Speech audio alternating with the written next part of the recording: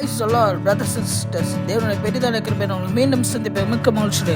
என்ன தேவஜனமே, என் வாழ்வில் மற்றும் எல்லாம் லேட்டாக நடக்கிறது, எல்லாம் என் வாழ்வில் தோல்வியாக இருக்கிறது, நான் எதை செய்தாலும் அது தோல்வியாக இருக்கிறது என்று கலங்கி கொண்டிருக்க தேவஜனமே, பயப்படாதே.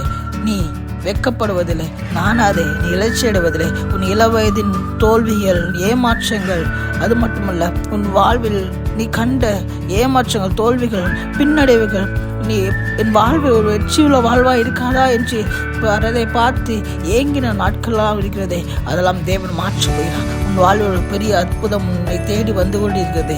பயப்படாதே. இந்த நாளில் தேவன் உன் வாழ்வில் பெரிய அற்புதம் செய்ய அவர் காத்து கொண்டிருக்கிறார். பயப்படாதே.